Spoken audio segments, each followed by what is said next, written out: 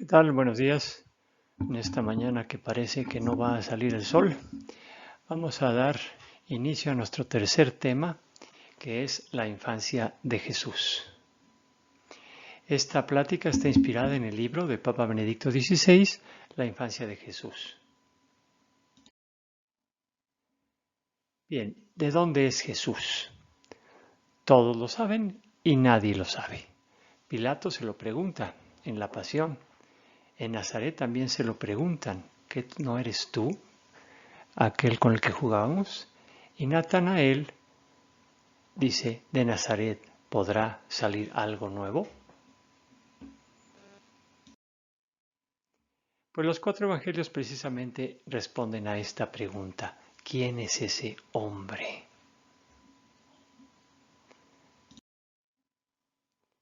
Mateo nos va a empezar con la genealogía de Jesús, porque era muy importante para los judíos que el Mesías tenía que venir de David y de Abraham.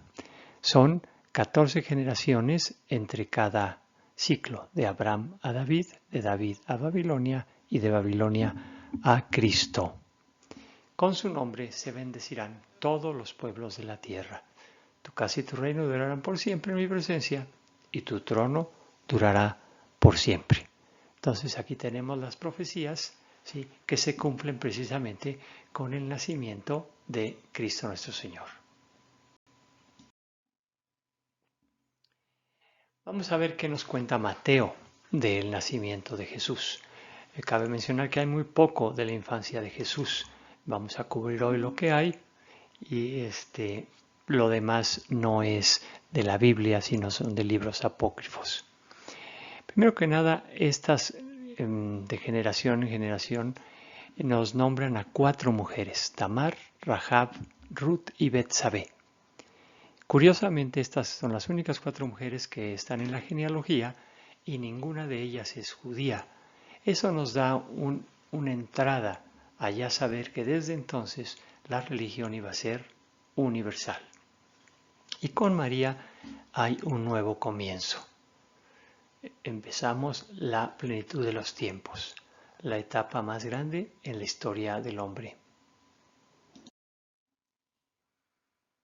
José sabe que María espera un hijo. La ve lógicamente y sabe que está embarazada. Pero nos dice la Biblia, José era un hombre justo y decide que la iba a rechazar en secreto. Pero el ángel en un sueño le dice, la criatura que hay en ella viene del Espíritu Santo. Imagínense la capacidad interior que tiene José para escuchar estas palabras en un sueño y creerlas, saber que vienen directamente de Dios. Esa intimidad espiritual que tiene José es algo que hay que pedirle al mismo José, que nosotros verdaderamente podamos entender cuando nos hablan de lo alto y además de todo aceptarlo, porque no fue para nada fácil aceptar que tu mujer está embarazada y la embarazó el Espíritu Santo. Con esto se logra que Jesús sea descendiente directo de David. En las leyes judías, el padre, aunque fuera adoptivo, le podía dar su nombre. Entonces con eso se cumplen las escrituras. Pero, sin embargo, proviene de allá arriba, porque solamente Dios es su padre. Ok, entonces José es el padre adoptivo, pero Dios Padre es su Padre real. En este nacimiento comienza un nuevo modo de ser persona humana. Vean qué importante es esto, o sea, creo que no le damos el golpe porque pues ya nacimos en este lado de la historia, nacimos en nuestra religión, nacimos, fuimos bautizados, se nos van haciendo las cosas muy comunes. Pero precisamente el arte de ser cristiano es no dejarse de maravillar de las grandezas que Cristo hace en nosotros todos los días. Un nuevo modo de ser persona humana. Sí, el cristianismo cambió la manera como el mundo veía la vida. Es decir, antes de Jesús la misericordia no existía, o es más, o si existía se veía como un defecto. Lo importante era ser fuerte, ser único, no mirar y ayudar a los demás. En cambio ahora, con la llegada del cristianismo cambió todo ese sentir grecorromano y ya hubo el concepto de misericordia como un concepto de alguien bueno. La voluntad de Dios no es una ley impuesta, sino un gozo. Nosotros así debemos de tomar nuestra religión. O sea, nosotros tenemos la oportunidad, el gozo, la dicha de ser católicos. No es una obligación, no es un fastidio, no es un qué coraje, tengo que ir a misa, sino que debo yo de irme metiendo en mi religión, ir entendiendo, comprendiendo, sintiendo, sabiendo lo mucho que Dios me quiere y en consecuencia amarlo de regreso. Pero es porque lo amo yo, sé que me ama tanto que lo amo yo a Él. Es una relación entre Él y yo lo que me hace quererlo y no una obligación o temor de irme al infierno o algo por el estilo. Entonces tenemos que tener una relación de amor con Cristo nuestro Señor. La ley es un evangelio, es decir, una buena noticia.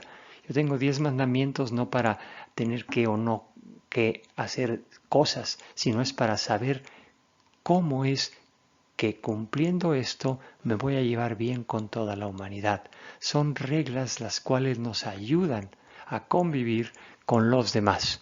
Convivencia que es difícil porque el hombre es complicado, pero si cumplimos estas pequeñas reglas de urbanidad, vamos a vivir una vida de cara a Dios y una vida que nos lleve a la felicidad.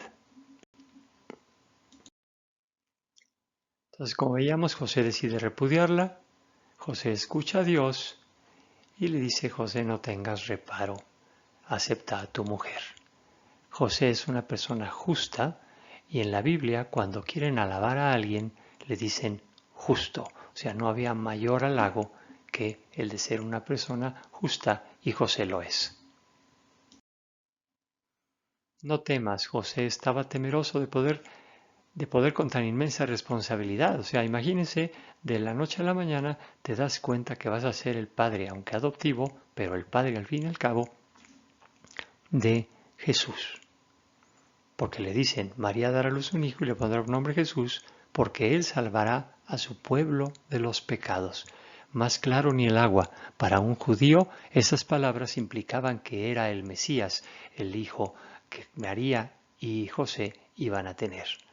Entonces, ¿a quién no le daría miedo tener en sus manos a el Mesías, al Salvador del pueblo, al tan esperado ungido de Dios nuestro Señor? Entonces, por eso es que le dice el ángel: no temas.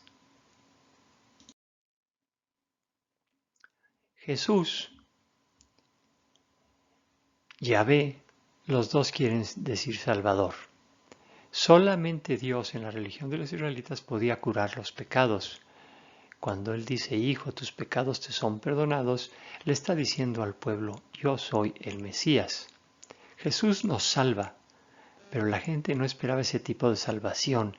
Mucha gente quería una salvación más material o una salvación con más pompa y circunstancia, no un Mesías que viniera al mundo a servir y después muriera una muerte de cruz. Pero para los israelitas fue difícil, y para nosotros también es difícil a veces entender a Jesús. No sabemos por qué pasan las cosas.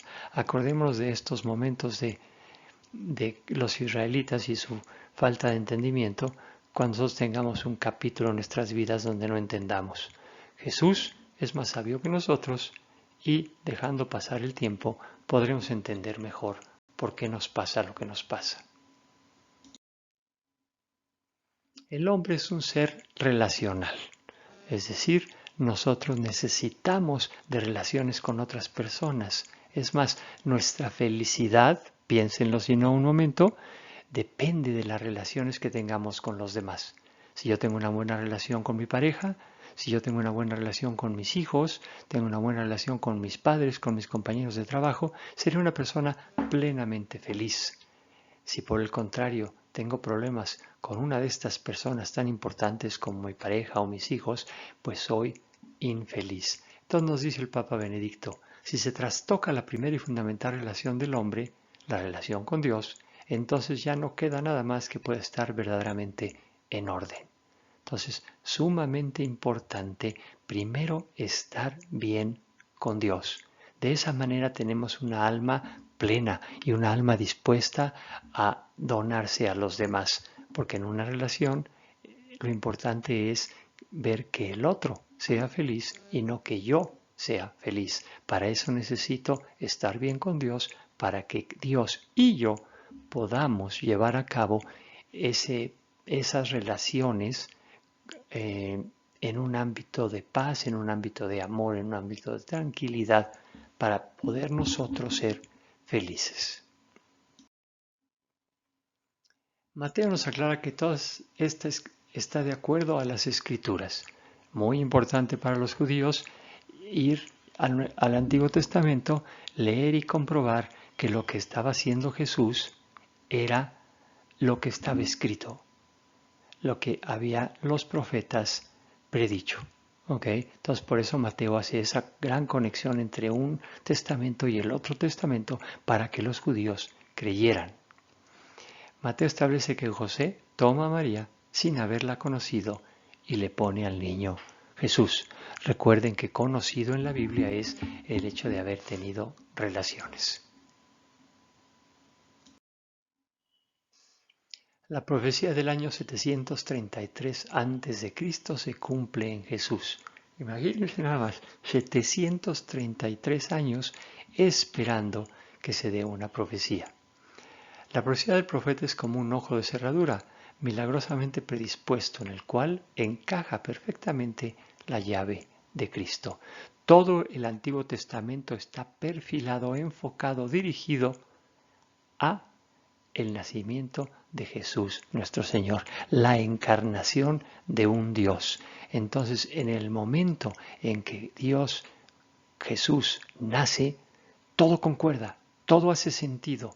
El Antiguo Testamento cobra vida en el Nuevo Testamento. Todo esto sucedió para que se cumpliese lo que había dicho el Señor por el profeta. Mirad, la Virgen concebirá y dará a luz un hijo y le pondrá por nombre Emmanuel, que significa Dios con nosotros. Recuerden que este era un pasaje que era un enigma. O sea, estaban en guerra, le piden una señal y les da esta señal. Dice, bueno, ¿y esta señal qué quiere decir? Bueno, pues nada más nos tuvimos que esperar 733 años para poder entender la señal. Así es Dios nuestro Señor. Él nos da señales y espera. Él es paciente. Él no tiene prisa. Él no nació en la era del microondas. Dios interviene en el parto de la Virgen y en la resurrección, lo cual es un escándalo para el espíritu moderno. Es curioso. En la actualidad no hay problema si Dios interviene en ideas, pensamientos, en la esfera espiritual, pero no en la materia. ¿Cómo voy a creer que Dios se encarne?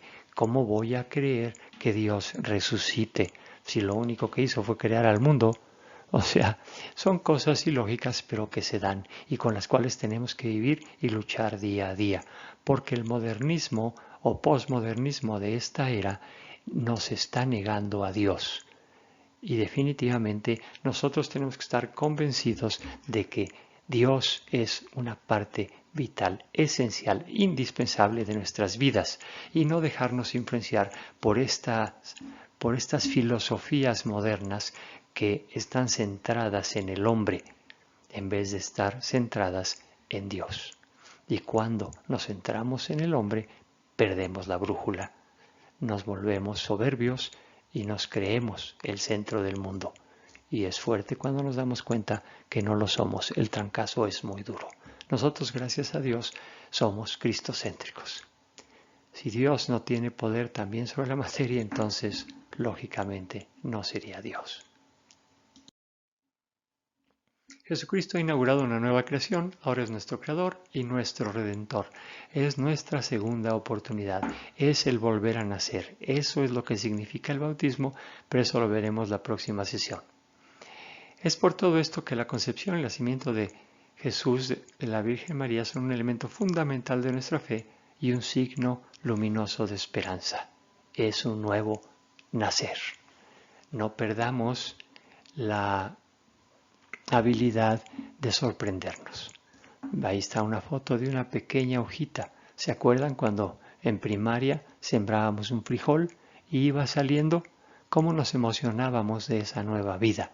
Pues tenemos que seguir emocionándonos de la creación, de que todos los días sale el sol, que todos los días hay una oportunidad para amar. No podemos vivir día con día como si fuera otro más, y menos ahora en el COVID. El COVID tenemos que encontrar la razón de esto y tenemos que ser felices dentro de las cuatro paredes en las que tal vez nos encontremos, porque ahí está Dios, ahí está nuestra familia y eso es lo importante. Lucas introduce a la genealogía antes de su vida pública. ¿Sí? O sea, ahora vamos a ver a Lucas y él no lo hace como Mateo inmediatamente, sino se espera hasta antes de la vida pública. Y además es una genealogía diferente. ¿Sí? Los nombres no coinciden ni el nombre del padre de José y no sabemos por qué. Hay cosas en la Biblia que desconocemos y la iglesia es suficientemente madura para decirlo. Esto está así, pero no sé por qué.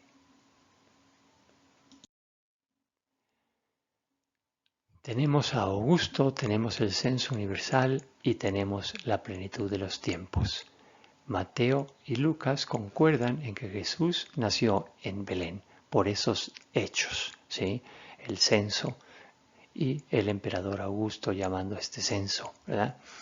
De igual forma, si nos vamos a las fuentes, podemos ver que Jesús pasó su niñez en Nazaret. Entonces, nace en Belén como estaba predicho por los profetas, pero su vida la pasa en Nazaret. Y mientras estaba allí en Belén, le llegó el tiempo del parto y dio a luz un hijo primogénito. Lo envolvió en pañales y lo acostó en su pesebre, porque no tenía sitio en la posada. Esto nos dice Lucas. Sí, lógicamente, era el censo, Jerusalén, Nazaret, Belén, debería estar lleno, no había lugar donde dar a luz, y la Virgen da a luz en la parte de abajo de una casa. Ahora bien, esto no era tan extraño. ¿Por qué? Porque pensemos, ¿dónde hay calor?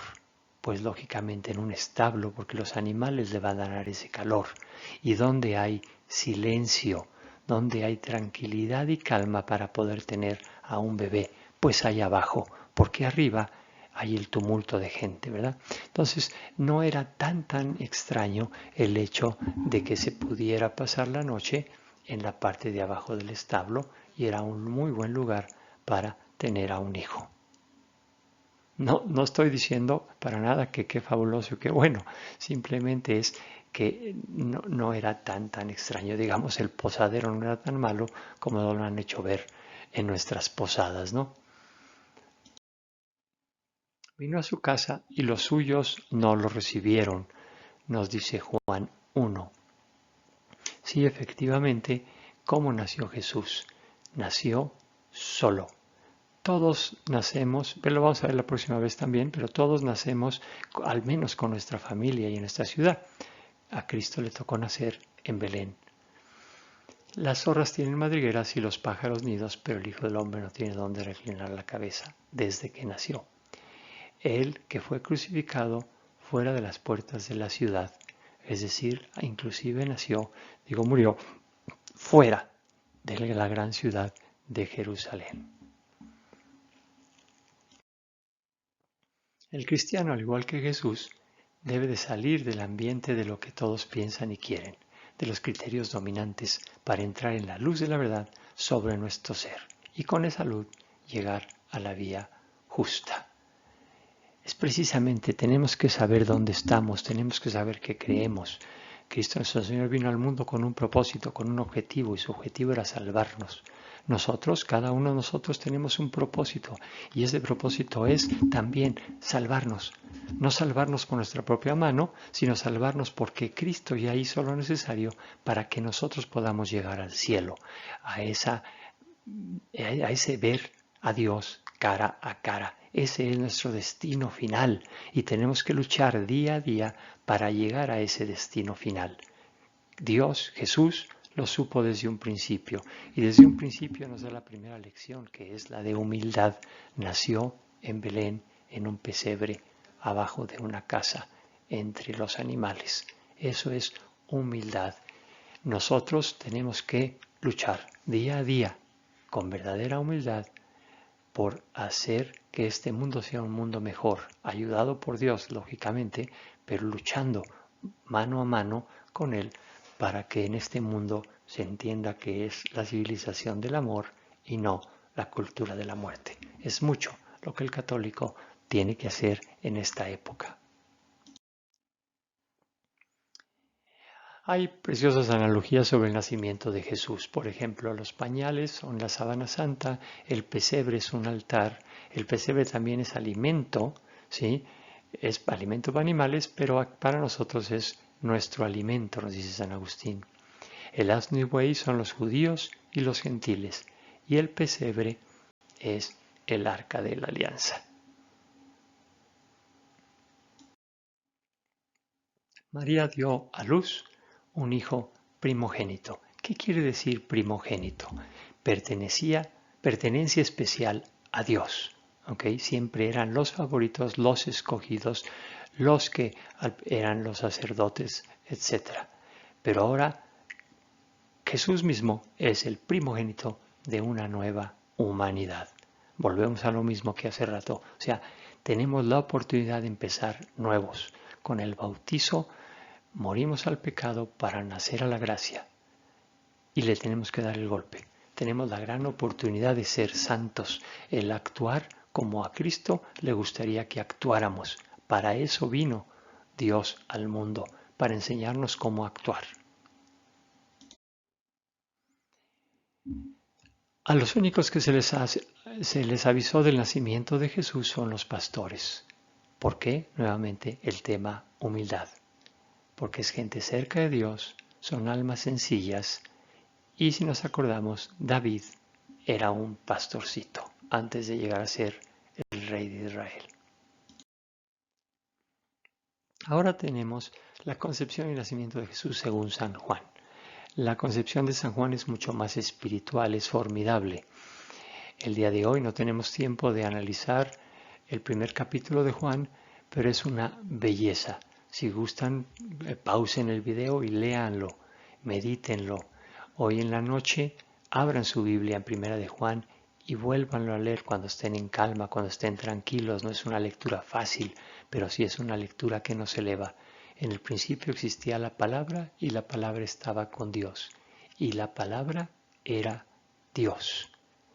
O sea, qué fabulosas tres frases. En el principio existía la palabra y la palabra estaba con Dios, Dios Padre y Dios Hijos, juntos en el cielo, creando. Ella estaba en un principio con Dios, todo se hizo por ella y sin ella no se hizo nada de cuanto existe. Y así, síganla leyendo y llegan y la palabra se hizo carne y puso su morada entre nosotros y hemos contemplado su gloria. ¿Sí? Dios hecho hombre, algo que nos debe de maravillar por siempre. Volvemos a lo mismo, el cristiano no debe de perder la capacidad de maravillarse. La carne de Jesús, su existencia humana, es la tienda del Verbo. Nos está haciendo alusión a la tienda sagrada de Israel. El origen de Jesús, su dónde, es el principio mismo, la causa primera de la que todo proviene, la luz que hace del mundo un cosmos. Él viene de Dios, Él es Dios. Entonces, ¿cuál es el origen de Jesús? Pues no tuvo un origen, porque es Dios, y Dios no tiene principio ni tiene fin. Y la causa primera es la luz que hace al mundo un cosmos, es decir, Él creó el universo. Entonces, viene de Dios y Él es Dios. Entonces, todas estas palabras, apoyadas en Juan 1, nos deben de hacer meditar y reflexionar lo maravilloso que fue que tuviéramos a Cristo en la tierra. A cuantos le recibieron les da poder para ser hijos de Dios, si creen su nombre. Esto no ha nacido de sangre, no ha nacido de sangre ni de amor carnal, sino de amor, ni de amor humano, sino de Dios. ¿Ok? ¿Esto qué quiere decir? Que Cristo nuestro Señor vino a darnos a todos la oportunidad. Él sembró en nuestros corazones su reino. Y está en cada uno de nosotros aceptar ese reino, vivir ese reino, gozar ese reino y actuar de acuerdo a ese reino. Es nuestra decisión, es una de nuestras libertades, el poder decidir si queremos vivir de acuerdo a la voluntad de Cristo o no. ¿Sí? Y entonces ese puede ser nuestro gozo o ese puede ser nuestra ruina. Cada uno de nosotros tiene la oportunidad. Cristo vino e instauró su reino, pero lo instauró de una manera espiritual y de una manera individual en cada corazón de cada ser humano que nace. Está la semilla del reino de Dios y es cuestión de nosotros el regarla para que pueda dar frutos. Entonces la fe me da un nacimiento nuevo. Mis padres me ayudaron llevándome a bautizar. Aquel bautizado tiene la capacidad, por la gracia del bautismo, de entender mejor los misterios de Dios nuestro Señor. Nuestra verdadera genealogía, ahora que está tanto de moda que mandas tu DNA y te regresan si fuiste descendiente de Cuauhtémoc o si vienes de Australia. ¿Qué nos importa eso? Eso es humano, es meramente la tierra. Nuestra verdadera genealogía es la fe en Jesús, que nos da una nueva proveniencia, nos hace nacer de Dios. Nacemos nuevos en el bautizo, nacemos hijos de Dios. Entonces no nos debe de interesar de dónde venimos en cuanto a lo humano. Es interesante, es un dato curioso, pero nada más. Lo importante es que venimos de Dios y estamos llamados a regresar a Dios. La fuente de estos relatos debió haber sido la misma Virgen María. Imagínense la Virgen platicándole a los apóstoles todo lo que hizo con Jesús durante los 30 años que los tuvo con él. Ha de haber sido algo fabuloso, ¿no? Cómo estarían todos ellos dispuestos a oír a María y ver cómo Jesús se comportaba de niño. Juan Bautista fue su precursor. Un ángel le avisa a Zacarías e Isabel, bueno, más bien a Zacarías solo, que iba a tener un hijo, ¿sí? Ambos son de proveniencia sacerdotal. Los dos eran justos, ya dijimos que justo es el mayor halago, ante Dios, y caminaban sin falta según los mandamientos y las leyes del Señor. Juan Bautista era también sacerdote. A Zacarías se le anuncia en el templo durante la liturgia, a María se le anuncia en su casita en un pueblito. El contraste es impresionante y otra vez el mensaje que nos da es humildad. A Dios le encanta hacer las cosas difíciles. Tenemos varias parejas en el Antiguo Testamento que ya eran muy viejos para tener hijos y Dios les da un hijo. Abraham y Sara, Ana y su hijo Samuel, que se lo ofreció a Dios si es que podía tener un hijo, y provienen de Dios de un modo especial, pertenecen totalmente a Dios. Lo mismo hizo con Zacarías y con Isabel, y eran muy grandes para tener un hijo, por eso Zacarías mismo no creyó y me lo dejaron mudo 9 meses. La anunciación del nacimiento de Jesús. Primero le dice chaire, que quiere decir ave, que quiere decir alégrate. En griego es universalidad y no shalom, no lo confundamos. Shara y Charis implican alegría, implican gracia. Entonces, el Nuevo Testamento empieza con un anuncio de alegría provenientes de los ángeles y de los pastores. Fíjense qué impresionante. Los ángeles, unas criaturas celestiales al servicio de Dios, y los pastores, las personas más humildes en la tierra. Esos dos extremos son los que anuncian la gran alegría de la venida del Señor.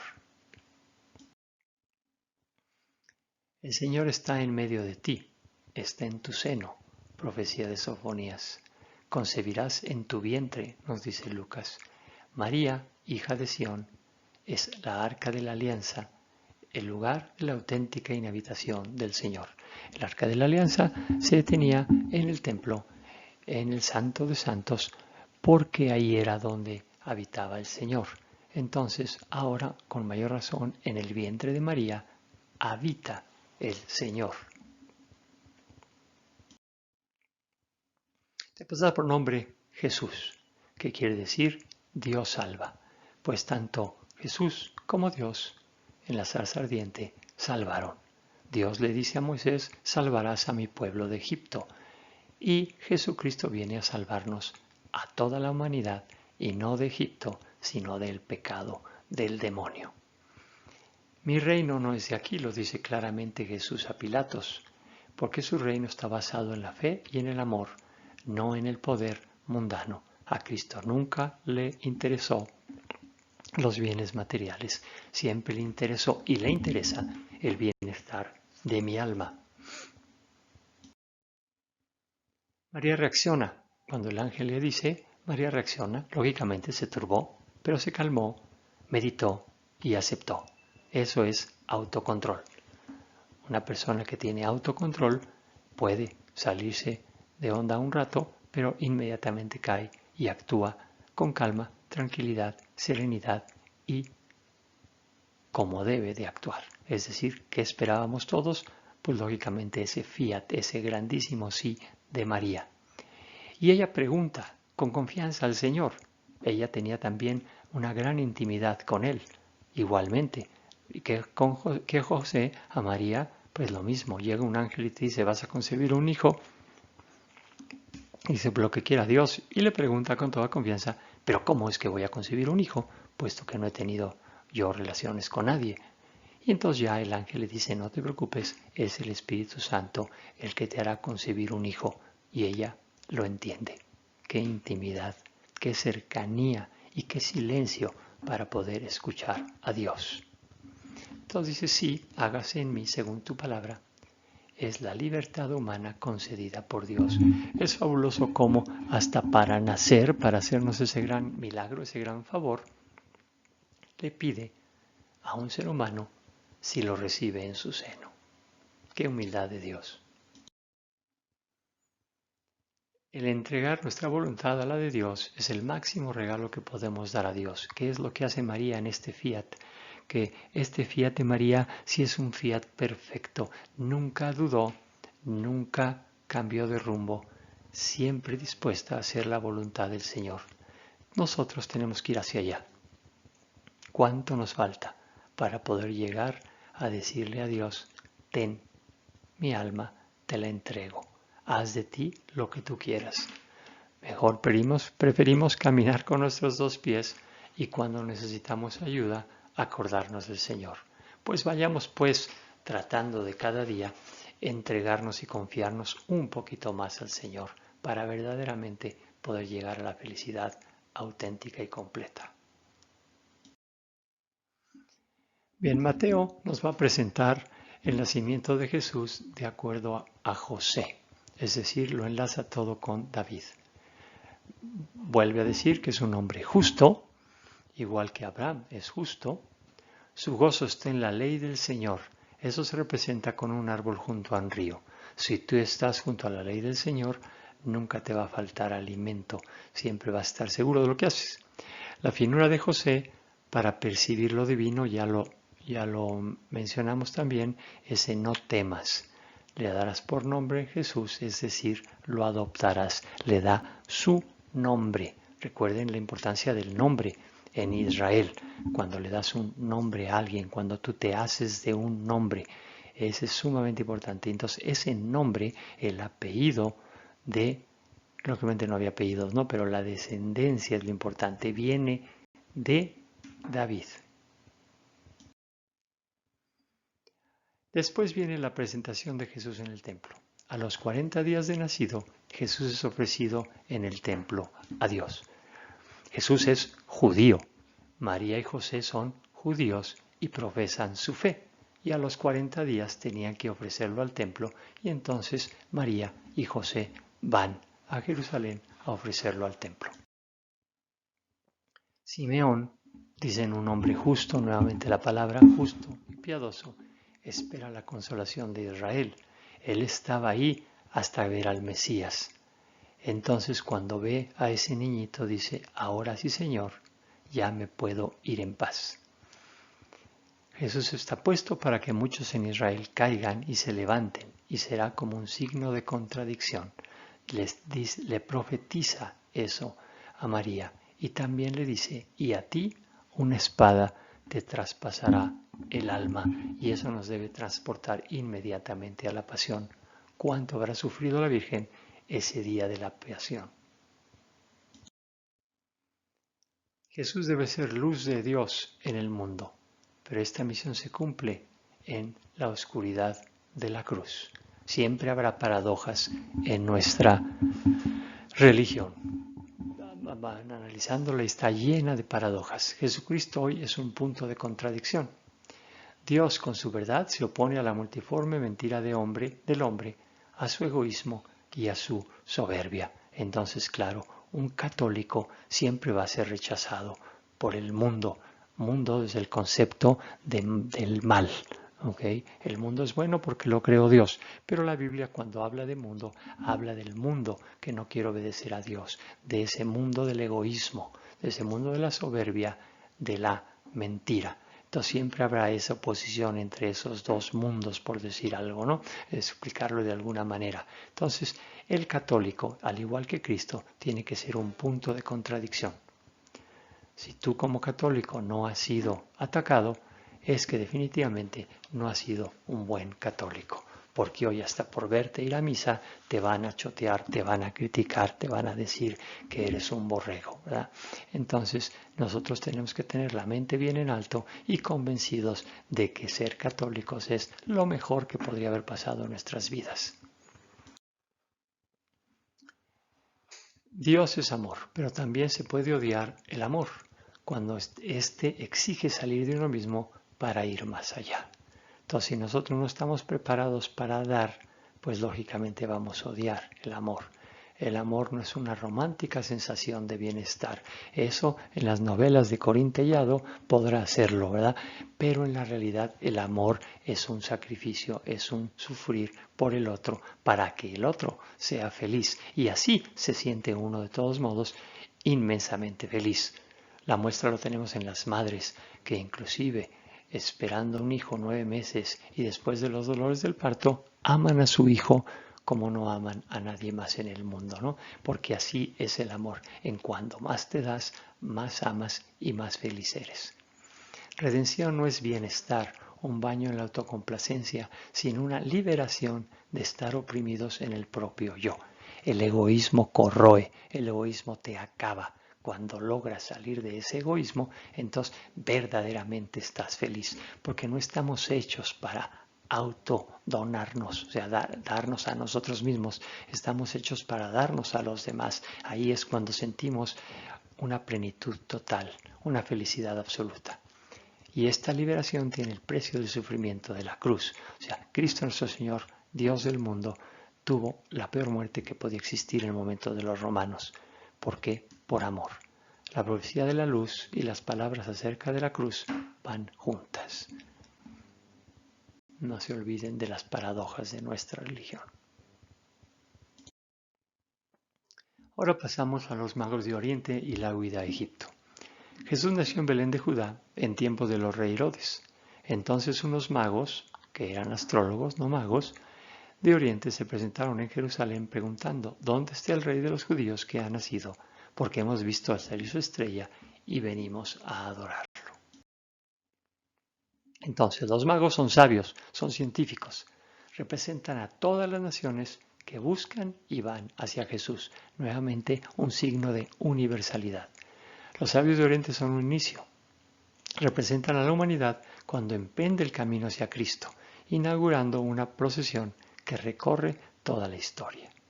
Representan el anhelo interior del espíritu humano, de la marcha de las religiones y de la razón humana al encuentro con Cristo. Es una peregrinación. Todos estamos peregrinando en este mundo para llegar a Dios. Y los sabios son gente que supo leer los tiempos y sabían que era tiempo de que llegara el Mesías. La estrella, pues de la estrella no se sabe nada con certeza. El año 6 o 7, alineación de Júpiter y Saturno. Llegaron solo a Jerusalén, lugar apropiado para un rey judío. Entonces, por sus conocimientos, ellos podían haber deducido que tocaba que naciera cerca de ahí. Al llegar, lo adoran. Al ver la estrella, se llenaron de alegría. Es la alegría del hombre al que la luz de Cristo le ha llegado al corazón. Exactamente cuando encontramos esa perla perdida, es entonces cuando estamos llenos de júbilo. Entraron en la casa y vieron al niño con María, su madre, y cayendo de rodillas, le adoraron. No está José. ¿Por qué no está José? Porque el Padre es Dios. Le dan oro, que implica realeza, incenso, que implica hijo de Dios, y mirra, que es el misterio de su pasión. Después José en sueños le mandan huir a Egipto. Herodes ya había matado a sus propios hijos por temor a que le quitaran el poder. ¿Por qué no va a matar a más? No se sabe con certeza si los magos y la matanza fueron históricos, pero lo importante es que no nos quita la fe. Esto es muy importante. Hay muchos datos en el Antiguo Testamento que no se pueden comprobar. Y no por eso nosotros vamos a perder nuestra fe. Estemos dispuestos a luchar, estudiar, analizar, buscar lo que nos puede quitar la fe. Si nos dicen que Cristo no tuvo una muerte y una muerte de cruz, entonces sí luchemos. Pero si fuera un Egipto o no fuera un Egipto, ¿qué puede pasar? Absolutamente nada. Hay veces que nos quedamos con el negrito del arroz y nos perdemos el banquete. ¿Okay? Nos pasa mucho en la vida. Dicen algo de la religión, algo de nuestra iglesia, algo de nuestro sacerdote y nos alejamos y nos perdemos la riqueza de nuestra religión. Nadie es perfecto, ningún sacerdote es perfecto, la iglesia no es perfecta por el simple hecho de que nosotros formamos parte de ella. Entonces, cuando hay algo negativo en la iglesia, si podemos hacer algo, hagamos. Si no podemos hacer nada, pues hombre, disfrutemos ese plato de arroz, porque hay mucho mejor bueno en la iglesia que malo. Entonces, no nos perdamos el gran banquete porque hubo un error en nuestro párroco, en nuestra iglesia, en la historia. No hay ningún problema. Recordemos siempre que hay mucho más bienestar gracias a la iglesia que malestar. Las más razonables que sí hayan acontecido, pues Mateo no tenía por qué mentir. Es lógico que su ángulo es teológico más que histórico, pues su pedagogía va dirigida a la enseñanza de la fe y de la doctrina de Jesús. Eso es parte de leer la Biblia. La Biblia se lee con esa brújula, la brújula de lo espiritual, de el camino de Cristo, que Cristo nos enseña, ¿sí? Y muchas veces no el camino perfectamente histórico, porque a la Iglesia no le interesa decirnos exactamente cuándo, dónde y por qué. Les interesa decirnos cuál es el camino que debemos seguir para salvarnos. Jesús en el templo. Costumbre judía, la de ir al templo. Jesús a los 12 años podía ir con anticipación a su vida a los 13, es decir, era muy común ir como hacer un ensayo. Entonces iban y preguntaban sus dudas a los sacerdotes. Con Jesús, lógica, pasa al revés. Casi los sacerdotes le preguntan sus dudas a Jesús. Esa es la diferencia. No es extraño que haya ido. Se usaba ir un año antes, pero se usaba ir a que los jóvenes preguntaran sus dudas a los sacerdotes, no a que un joven asombrara a los sacerdotes de su sabiduría. Pero claro, ese es Jesús. Jesús no se regresa en la caravana. María y José seguramente creían que iba con alguna otra familia en la caravana, jugando con otros niños, otros jovencillos, y pues cuando llegan en la noche a acampar se dan cuenta que no está. Entonces por eso que son 3 días. Yo siempre dije, bueno, ¿cómo Jesús, José y María? 3 días en darse cuenta que no está Jesús, en ir por él, qué padres más desobligados. No, es precisamente un día de camino. En la noche no podían regresar, era sumamente peligroso en el desierto atravesarlo solos, o sea que se tienen que esperar, regresan el segundo día y al tercero ahí lo encuentran, al igual que al tercer día resucitó nuestro Señor. Hijo, ¿por qué nos has tratado así? Mira que tu padre y yo te buscamos angustiados. La misión divina de Jesús rompe toda medida humana. María y José no entendieron el por qué había hecho lo que había hecho, pero Jesús tenía que obedecer al Padre. Ese es ahí donde Cristo, verdaderamente hombre y verdaderamente Dios, es muy difícil de comprender para nosotros los humanos limitados, porque solamente somos hombres. La respuesta de Jesús es obediencia al Padre, un deber obedecer ahora y en la hora de la pasión. Su madre no entiende, pero lo guarda en su corazón. Es bien prudente que, como nos dice la Biblia, que María guardaba todo esto en su corazón. Y todo esto es precisamente lo que habrá ido entendiendo poco a poco y le ha de haber caído el 20 en la pasión. Y es con lo que habrá mantenido interesados y unidos. María es la amalgama que mantiene a los apóstoles reunidos los 50 días antes de Pentecostés y después de la muerte de Cristo. Las palabras de Jesús son siempre más grandes que nuestra razón.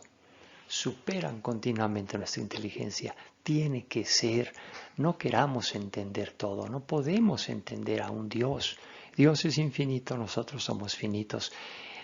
Podemos admirar, adorar, maravillar. Todo eso tenemos que hacer, pero no queramos contener en nuestra cabeza todos los misterios de nuestra religión. Es comprensible la tentación de reducirlas a nuestra medida. Sí, lógico, somos humanos, queremos comprender, pero quitemos de nuestra mente esa tentación, porque eso no es más que soberbia, querer ser tan grandes como Dios. Un aspecto del exégesis es precisamente la humildad de respetar esta grandeza. Los grandes exégetas de Biblia que estudian toda su vida para poder comprender mejor la Biblia, se dan cuenta, como se dio cuenta Santo Tomás de Aquino, que son migajas las que podemos comprender, porque Dios es inmensamente sabio. Crecer es someterse a esa grandeza y crecer paso a paso hacia ella. Qué padre es entender que somos criaturas y podemos ir entendiendo cada vez más, gozando cada vez más de las cosas. Ese es nuestro papel como criaturas, el saber gozar de lo que Dios nos va permitiendo saber y no el desesperarnos por todo lo que no podemos comprender. Él bajó con ellos a Nazaret y siguió bajo su autoridad, y Jesús iba creciendo en sabiduría y en estatura y en gracia ante Dios y los hombres. Y ya no se sabe nada desde sus 12 años hasta sus 30, que sale a la vida pública. 18 años en familia.